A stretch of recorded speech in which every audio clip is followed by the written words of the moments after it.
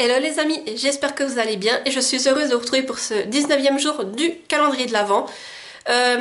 Pour le moment j'avance gentiment mais sûrement et je suis heureuse d'y arriver parce qu'au départ j'avais peur que c'est beaucoup de travail et j'avais peur de me retrouver vite surmenée et là pour le moment je suis le rythme donc ça va. Et croisons les doigts pour que ça continue ainsi jusqu'au 24. Mais aujourd'hui donc nous sommes jeudi. Et comme je vous avais dit, le jeudi est dédié à des livres de ma wishlist. Donc à chaque fois, je vous présente un livre que j'aimerais lire, en tout cas qui me fait très envie depuis un certain temps. Et un cahier de coloriage dont aussi j'ai flashé dessus et qui me fait très envie. Donc je ne fais pas attendre plus longtemps et je vous présente tout cela. Alors pour commencer avec le livre, c'est plutôt une saga là que j'avais envie de vous parler qui me fait très envie. Il s'agit de la saga Contes des Royaumes Oubliés et le tome 1 se nomme Le Prince au Bois Dormant d'Isabelle Lesteplume aux éditions Bookmark. Je vous mets la couverture ici. Donc là on est dans des réécritures de contes mais MM, donc ce sont des romances entre hommes.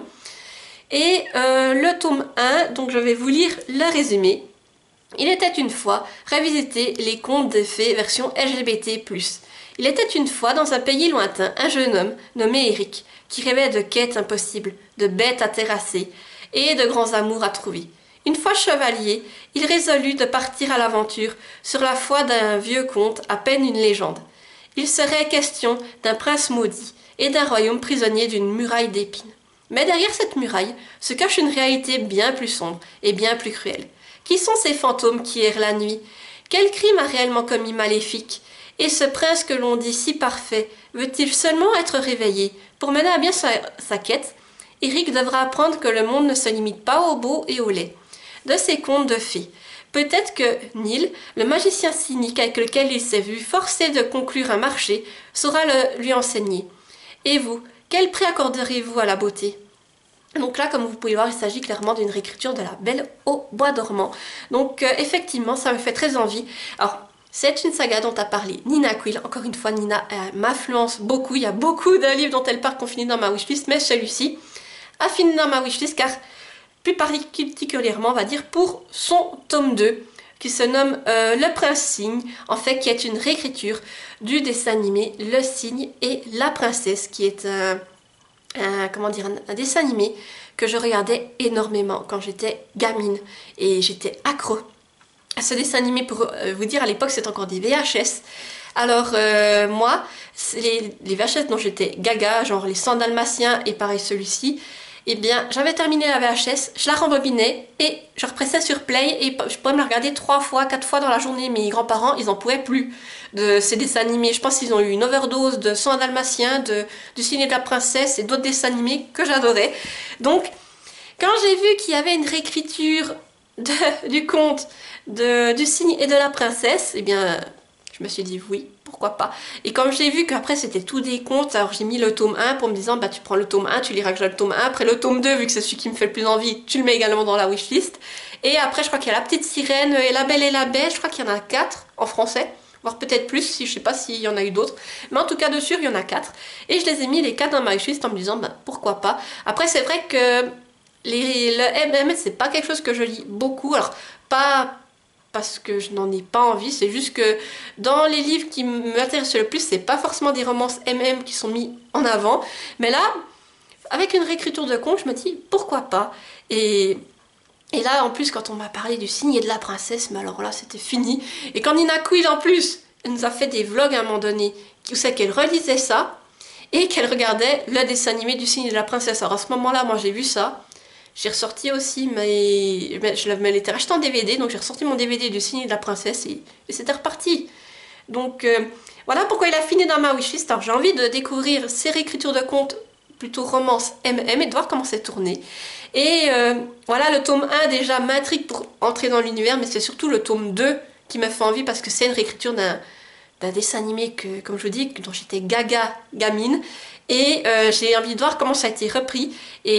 Et les liens que je vais faire justement avec tout cela. Donc merci Nina de m'avoir encore une fois influencé pour que je mette ça dans ma wishlist. Et j'espère franchement que ça va me plaire. Mais comme c'est de la réécriture de conte, je ne me fais pas trop de soucis. Et du coup voilà pourquoi il est dans ma wishlist et qu'il me fait très envie. Donc pourquoi j'aimerais me procurer cette saga. Et pour passer plutôt au coloriage, donc un livre aussi qui me fait très envie, c'est le cahier de coloriage Disney, qui s'appelle Atelier de coloriage teen. Et là, c'est 40 scènes de manga, où c'est que les Disney ont été révisités façon manga. Alors, je vous le mets ici. C'est un livre que j'ai découvert au Cora, qui maintenant est devenu un Carrefour. Mais il y a un coin livre au Cora, maintenant Carrefour, et il y avait un coin avec les coloriages mystères, tout ce qui était Disney. Et j'avais vu ce livre, déjà, la couverture m'a intriguée par son dessin, et je l'ai feuilleté en me disant, mais j'adore le style de ces dessins. Et à un moment donné, Chérie est venue et j'ai dit, mais j'adore ce style-là, comme c'est fait. Et, et moi, j'ai dit, c'est une façon un peu manga. Et puis lui, il regarde la couverture, il me dit, ouais, mais c'est noté. Et moi, j'ai même pas fait gaffe. Tout d'un coup, je regarde et je dis, ah oui, oui, effectivement, c'est bien noté, manga. Et j'ai dit, mais celui-là, il va directement finir dans ma wishlist parce que autant, alors, j'aime beaucoup rester proche des Disney classiques. Et par exemple, le cahier de coloriage Twisted Tail, je l'avais mis dans ma wishlist au début. Je l'ai vu une fois pour de vrai en magasin, je l'ai feuilleté. J'ai vu les dessins.